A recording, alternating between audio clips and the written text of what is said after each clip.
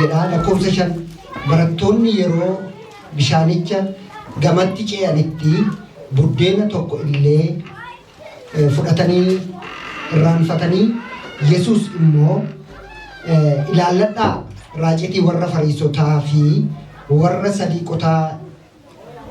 Sadiiqotaa irraas of eeggadhaa jedhe. Maqaa Waaqayyoo eebbifamu. Kadhanname Waaqayyoon. Hundumaa kan dandeessu Waaqayyo Abbaa keenyaa si galateeffannaa nu gidduu kan turte ammas nu gidduu kan jirtu nutti dubbachuudhaaf nu barsiisuudhaaf yaa Waaqayyo nu jajjabeessuudhaaf nu hidhachiisuudhaaf waan nu gidduu jirtuuf si galateeffannaa Hafuura Qulqulluu maqaa ilma kee maqaa Yesuus Kiristoosiin galanni siif haa ta'u. Dubbii kee dhageenyaa nutti dubbadhu. Dubbii kee dhageenyetti jiraachuudhaaf immoo Gooftaa Abbaa keenyaa nu gargaara. Naannoo kana buufatanii kan jiran ergamoonni dukkanaa kallattii kamiin xiyya kan darbatan maqaa Yesuus Kiristoosiin kan waraana manaa ta'an. Hafuura keenyarraa, laphee keenyarraa, namummaa keenyarraa, yaada keenyarraa, qalbii keenyarraa maqaa Yesuus Kiristoosiin kan rukutamanaa ta'an. Abbaa Hafuura Qulqulluu nutti dubbadhu. Maqaa Yesuusiin. Ameen. Yesuus Kiristoos Gooftaa. Maqaa Waaqayyoo eebbifamu. Yeroo darbee isan barsiiserra dhaabadheen dubbadhaa dubbii Waaqayyoo waa'ee raacitiin dubbadhe yeroo darbee raacitiin bu'aan ni qabu miidhaan ni qabu raacitiin eessa akka inni jiraatu hojii maalii akka inni hojjetu raacitiin waldaa keessa gaafa seenee waldaa Qorontos keessatti goolii guddaa akka inni kaachisee waldaan Qorontos garaagarummaa baay'een uumamee rakkina gurguddaan akka ta'e achi keessatti ilaalleerra. Akkasumas immoo raacitiin xinnoo akka taate ilaalleerra. Raacitiin xinnoon sun immoo waan baay'ee akka isheen balleessitu. Raacitii jechuun immoo bara kana keessaa waan xinnoo, dubbii xinnoo, haasaa xinnootu waan baay'ee akka balleessu isinitti dubbadhe. Har'a immoo mata dureen koo akkas kan jedhudha. Maalirraa of eeggachuu akka nurra jiru dubbadha. Yesuus Kiristoos Gooftaa. Bakka kanatti Gooftaa Yesuus Kiristoos Maatiyos 16 kanarratti 16 lakkoofsa 5 irratti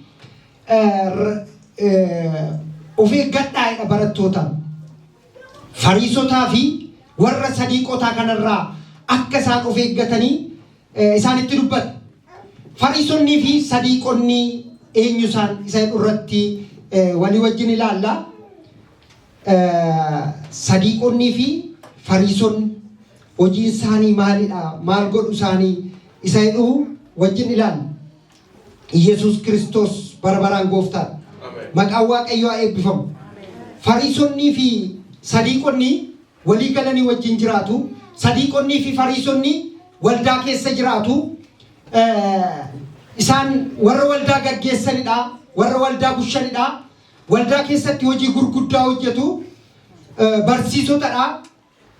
Warra dubbii isa kana beekna warra jedhanidha isaanii. Sadiiqonnii fi Fariisonni unutu beekaa jedhu. Sadiiqotaa Fariisota keessa maaltu jira jettan inni tokko dubbii Waaqayyoo akkas jedha. Obbo Koskuutu isaan keessa jira. Kanaaf isaan irraatii of eeggadhaadha. Akkasuma hojii ergamootaa 23 lakkoofsa 6. Dubbisi.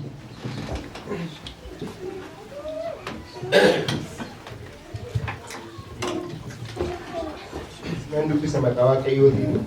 Phaawulos yommus warra achi turan keessaa gar tokko saanduqoota gar kaan immoo Fariisota ta'uu isaanii hubannaan yaa'ii sana keessatti sagalee isaa ol fudhatee jarreen obboloota nana ani Fariisota keessaa tokko sanyii Fariisotaatis sababii abdii nuuf kennameef sababiin ka'uu warra du'aniitiif yaa'ii duratti gaafatamaan jira jedhee dubbate.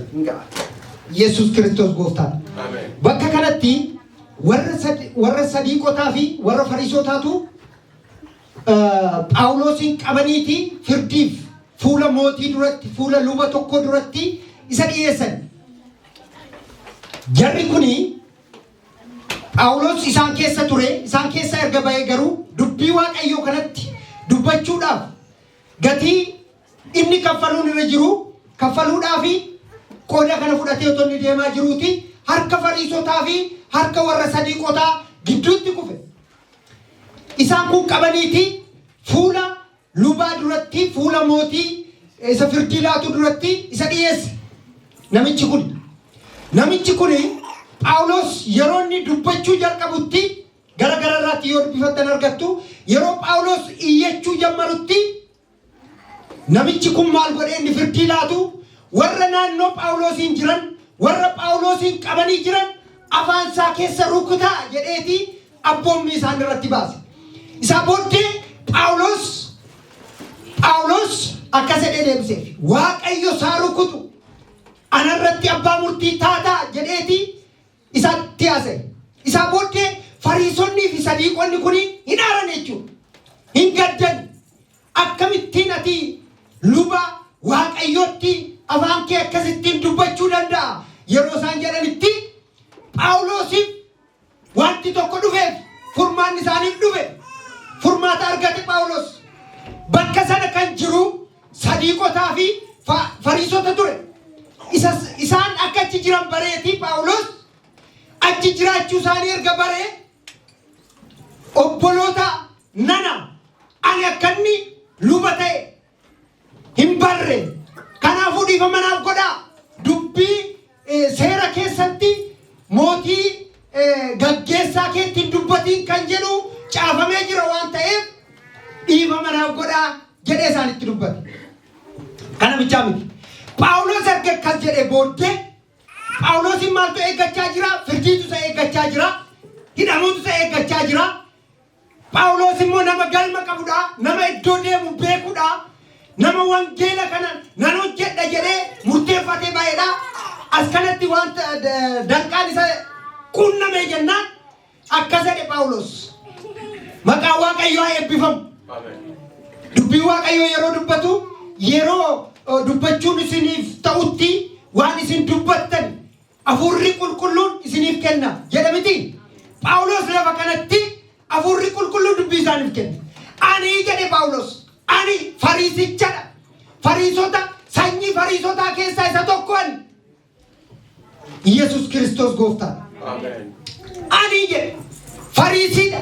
Sanyii Fariisotaa keessaa isa tokkodha. Phaawulos waan inni deemuuf kan biraati. Garuu bakka kanatti akkas jedhe. Warri Fariisotaa warri Sadiiqotaa maal godhu seedhu dubbachuuf na jedhaqe. Warri Sadiiqotaa warri Fariisotaa yeroo inni akkas jedhu Phaawulos ani Fariisiidha sanyiin koos Fariisichadha. Kanaaf iyyuu ani isin gidduun jira. Waa'ee warra du'anii akka isaan ka'an isa kana dubbachuudhaafin fuula firdiitti dhiyaadhe. Kanaaf seera duratti na dhaaban ani warri du'an akka ka'an waanan dubbadhuuf jedhe. Yesuus gooftaa. Amen. Isa booddee kanarratti Fariisotaa fi Sadiiqota gidduutti garaagarummaa uumame. Sababni isaa warri Fariisotaa warri Sadiiqotaa akkas jedhe. Du'aa ka'uun hin jiru. Eessa jiru siniin jedheera mana qulqullummaa keessa jiru. Gaggeessitoota dubbii Waaqayyoo beekna warra jedhanidha. Garuu warri Sadiiqotaa bakka kanatti akkas jedhe. Du'aa ka'uun takkuma hin jiru. Hafuurris hin jiru. Ergamoonni Waaqayyoos hin jiranii isa jedhanitti amanu. Seenaan Sadiiqotaa isa kanadha. Kanaafi dubbii Waaqayyoo Maatiyos irratti gooftaa Yesuus Kiristoos akkas jedhe. Isin warra Sadiiqotaa fi warra Fariisotaatti of eeggadhaa. Isaan kun hamoota waan ta'aniif. Isaan kun mana Waaqayyoo keessa jiru. Gaggeessitoota mana qulqullummaa. Garuu du'aa ka'uun hin jiru. Ulu gidduurree har'a kun hin jiru. Du'aa ka'uun jira. Lammaffaa deebi'ee dhufuun gooftaa jira. Gooftaa Yesuus Kiristoos guyyaa sadaffaatti otoo akkaataa hin mamsiisnetti du'a diigee arfii du'aa cabsee si'ooliin qullaambisee du'aa ka'eera. Maqaan isaa eebbifamu. Isa kana namanani Sadiiqonni anabati garuu isa kana amanna. Inni du'aa ka'uun jira. Du'aa ka'uun qulqullootaa jira. Nuti du'aa ka'uutti amanna. Jireenyi si'a lammaffaa akka jiru Sadiqoonni isa kanan beekani waan ta'eef warra kanatti of eeggadhaa. Amen. Yesuus gooftaa. Amen. Warri Fariisota ammoo akkasii du'aa ka'uun jira jedhu Waaqayyo jira jedhu ergamoonni jira jedhu isa kanatti amanu. Garuu namoonni kuni walii galaniiti Phaawulos irratti murtii murteessuuf qopheessan. Waaqayyo fashaleesse malee inni kun jirayyuu aydan malee warri Fariisota unu beeka unu malee kan isiniif hin beeku hin jiru jechuutti amanu. Phaawulos isa dubbii sirrii dubbatu. Phaawulos isa sirriitti hojii Waaqa hojjetu isa kana qabaa jiru. Har'a maaltu jira waldaa kiristaanaa keessa seenu laaluutu nurra jira.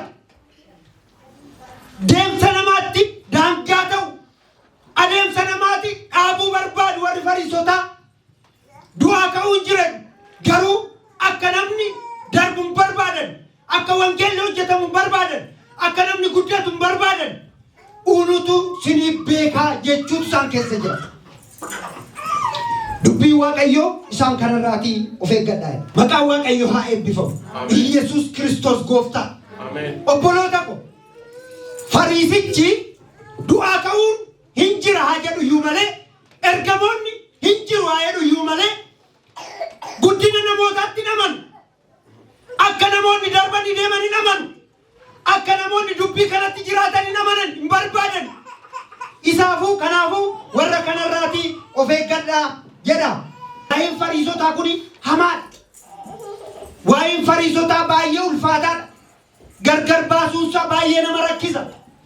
Du'aa ka'uun jira jechuun gooftaa Yesuus Kiristoos du'aa ka'eeraa. Nutis immoo du'aa ka'uu dandeenya. Du'aa ka'uun nuufis jira isaanitti amanu. Garuu keessa isaanii kan jiru sassatummaa, of tuulummaa, of bokoskuu, anatu beekaa, anatu hojjechuu danda'a isa jedhutu isaan keessa ture. Isa kanatu jara kana keessa ture. Maqaan Waaqayyoo haa eebbifamu. Yesuus Kiristoos gooftaa. Akkasuma Yohaannis boqonnaa 9 lakkoofsa 13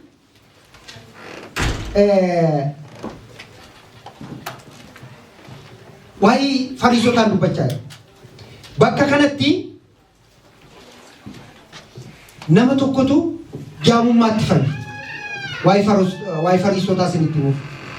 Isaan kanarraa of eeggachuun baay'ee akka nama barbaachisu dubbachuuf.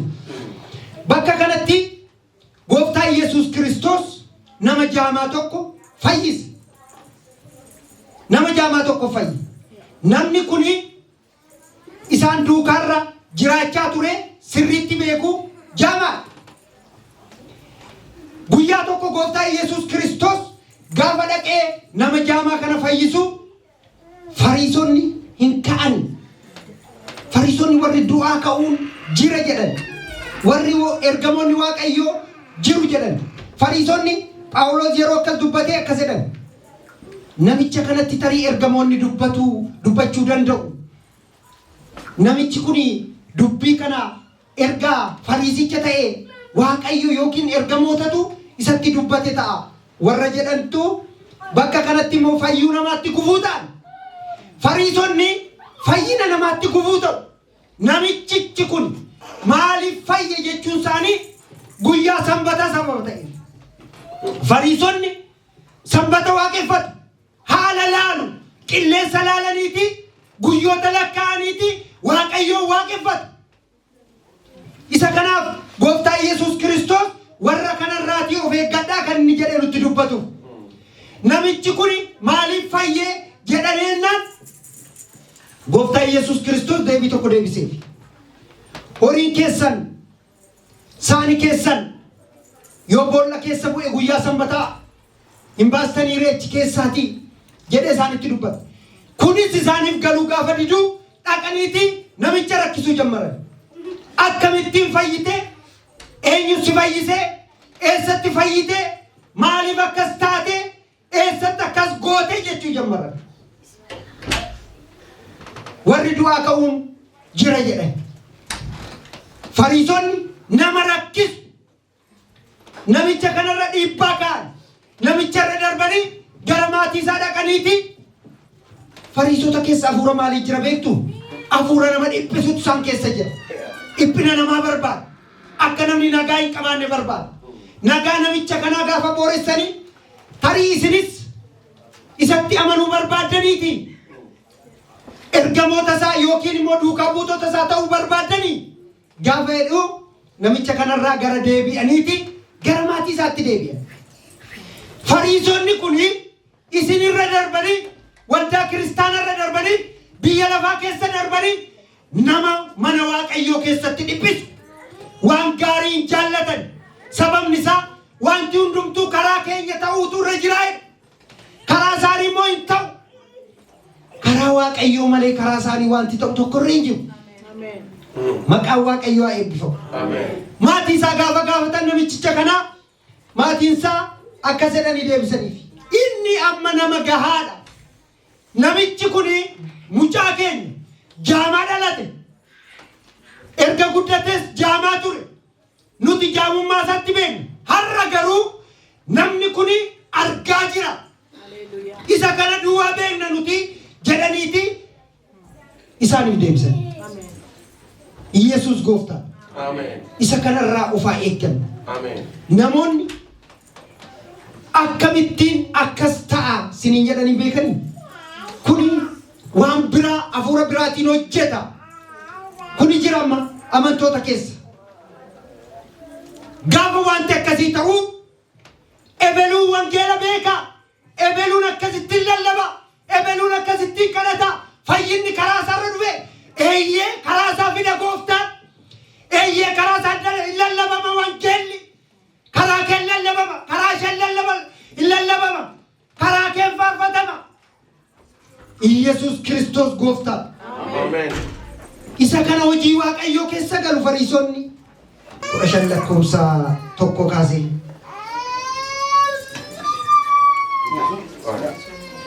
Ergasii Fariisonnii fi barsiisonni seeraa Yerusaalemii gara Yesuus dhufanii bartoonni kee maaliif seera muka abbaa keenyaa irra daddarbu? Isaanoo buddeena nyaachuu isaanii dura harka dhiqachuudhaan of hin qulleessanii jedhan. Yesuus deebisee isinoo seera muka abbaa keessaniif jettanii maaliif abboommii Waaqayyoo irra daddarbitu? Waaqayyo abbaa keetiif haadha keetiif ulfina kennii, iddoo biraatti immoo abbaa isaa haadha isaa irratti hamaa kan dubbatu dhugumaan haa ajjeefamu jedheera. Isin garuu namni abbaa isaa fi haadha isaa gargaaruuf ture tokko isaaniin wanti ana biraa isiniif kennamuuf malee amma Waaqayyoof kenname yoo jedhee egaa abbaa isaaf yookiis haadha isaaf ulfina kennuu isaa hin barbaachisu jedhe. Yesuus Kiristoos gooftaa. As kanatti immoo barsiisota seeraa warra seera barsiisan. Seera yeroo jedhamu macaafuma kana barsiisu. Fariisota duukaa. Jarri kun immoo hin barsiisu. Garuu isa kanatti hin jiraatan. Isaan kun maal jedhu? Abbaa keessaniif haadha keessaniif kabaja kennaa jedhu seerri akkasidha. Isaan garuu isa kana hin godhan. Hin godhiinaa jedhaniiti nama barsiisu isaan immoo. Isa kana gochuun isinirra hin jiru. Waldaa kiristaanaaf mana qulqullummaatti koottaa malee abbaa keessaniif haadha keessaniif abboomamuun sin hin barbaachisu. Warri kuni nama barsiisu ofii isaanii immoo ittiin jiraatan. Ofii isaanii isa kanatti qabamanii hin deddeebi'an. Maqaan isaanii barsiisota seeraadha. Seera barsiisu. Seera Waaqayyoo barsiisnaa ofiin jedhu. Karaa Waaqayyoo irra deddeebinaa ofiin jedhu. Garuu akka seera Waaqayyootti ofii isaanii jiraachaa hin jiran.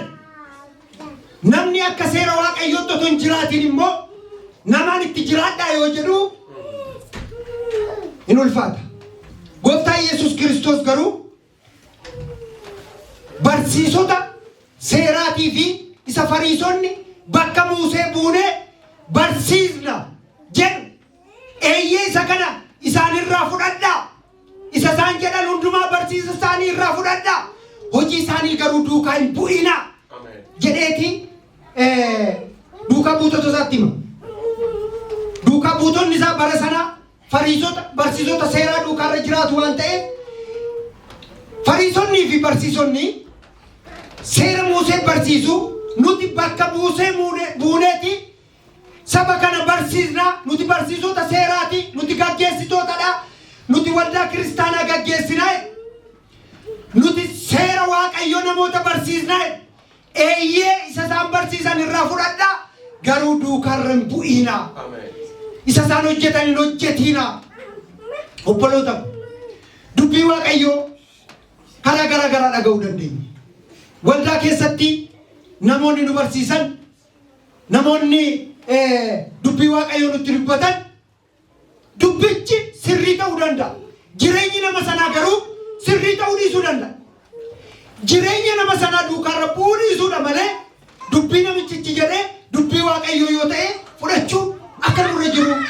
dubbata bakka kanatti kanaaf jireenya namichichumaaf dhiisaa namichichi guyyaa isaatti namni yoo qamadii facaasee qamadii hammata namni ingirdaadoo facaasee ingirdaaduma hammata isanni barsiisu sana fudhadhaatii jedhe gooftaa Yesuus Kiristoos isa fariisonnii fi barsiisonni seera Waaqayyoo isaan barsiisan kana fudhadhaatii isa kaan garuu hojii isaanii duukarra hin bu'inaa hojii isaanii isaanumaaf dhiisaa jechuusaati fariisonnii fi barsiisonni seeraa hambiraa waan tokko godhu bakka jiran sanatti kudhan keessaa tokko laachuudhaan tokkoffaa kudhan keessaa tokko laatu akka ajaa'ibaatti sirriitti ija dimbilaalaa keessaadha ija dimbilaalaa keessaa kudhan keessaa tokko laatu waan hin argamne keessaa waan hin funaanamne keessaa isa kana baay'ee warri fariisota garuu akkasidha keessa isaanii sassatummaa hammeenya godoo haadha hiyyeessaa irratti diigu irratti balleessu jireenya namaa balleessu asiraatammoo hin kaffalu kudhan keessaa tokko hin kaffalu gooftaa Yesuus Kiristoos akkasidha isa kudhan keessaas kaffalaa seera Waaqayyoos immoo eegaa jedheet isaanitti dubbata maaltu nurraa eegamoo jettanarraa asiraata kaffalaa jirra yoo ta'e eeyyee kaffaluun gaariidha isa kana bichaan gaamiti keessa keenya maaltu jira afuura fariisota keessa jirutu jira keessa keenya afuura barsiisota seeraa keessa jirutu jira keessa keenya isa sana soto goonuu seera Waaqayyoos eeguun nurra jiraata inni kun bichaan gaamiti akka seera Waaqayyootti deddeebi'uun gaarii isa kanaaf afuura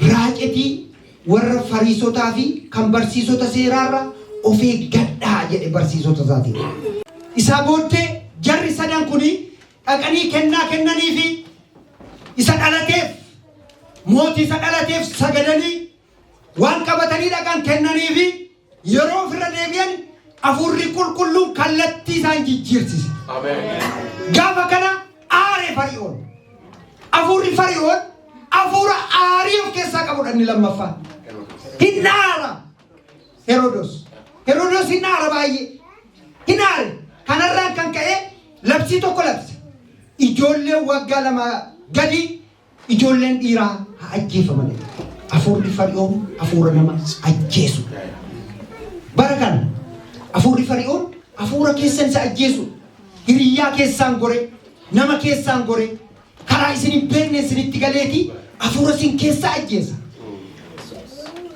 namni sun bara sana Herodos bara sana lubbuma isaanii ajjeesa inni bara kanaa garuu afuura keessan ajjeesa namni immoo afuurri isaa gaafa du'e namummaan isaa hin jiru jechuudha duwwaa ta'a jechuudha isa kanarraati of eeggadhaa jedha gooftaan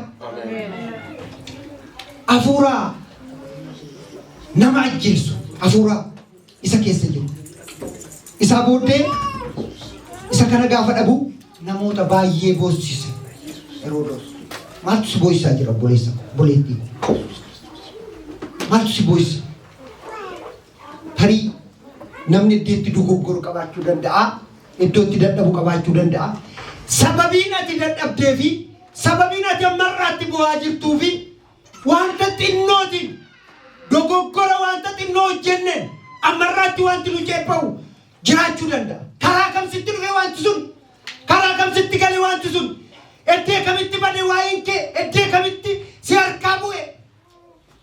Eddee kamitti sitti dhufe hafuurri nama kanaa? Gadhaadha gooftaa. Isa kanarraa akka nuti of eeggannu barbaada. Yesuus Kiristoos gooftaa. Isa kanaaf jireenya namaa kan miidhu, jireenya namaa kan balleessu, jireenya namaa kan ajjeesu hafuurri akkasii kun baay'ee ulfaataadha. Namoonni amma jajjabaachuu dadhabanitti laphee namootaa miidhe hafuurri isaa. Isa kanaaf isa kanarraa of eeggachuun baay'ee barbaachisaadha. Bara kana keessa eessa jiru warri Fariisotaa waldaa kiristaanaa keessa jiru? Barattoota isaatiin sadiiqotarraa of eeggadhaa, Fariisotarraa of eeggadhaa, barsiisota seeraarraa of eeggadhaa, warra waldaa kiristaanaa keessa jiran, warra beekna jedhan. Isa kana hafuura isaanii akkasumatti madaaluu dandeenya. Hafuura isa kaanirraa of eeguu danda'u. Hafuurri inni kun isa nama dadhabsiisu, isa nama gowwoomsu, isa aariirraan kan ka'e nama ajjeesu. Waaqayyo isa kanaa ifate. Meen kadhannaa Waaqayyoon.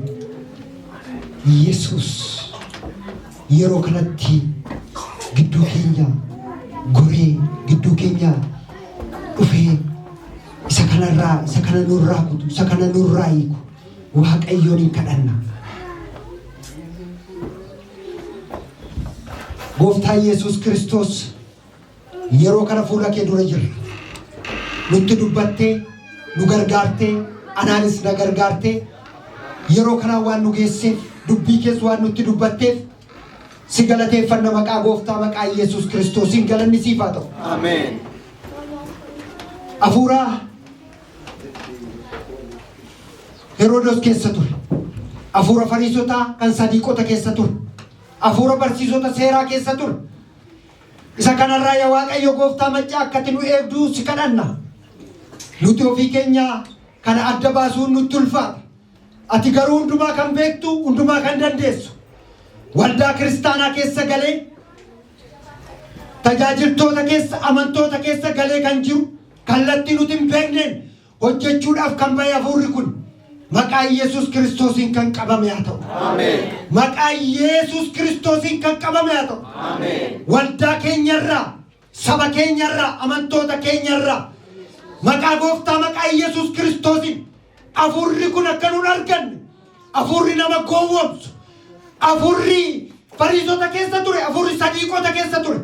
Du'aa ka'uun jira, Waaqayyo jira, ergamoonni jira jecha kan nama miidhu, kan hafuura namaa gadi qabu, kan hafuura namaa ajjeesu maqaa Yesuus Kiristoosiin nurraa kan galagale haa ta'u. Maqaa Yesuusiin nurraa kan ciccite haa ta'u.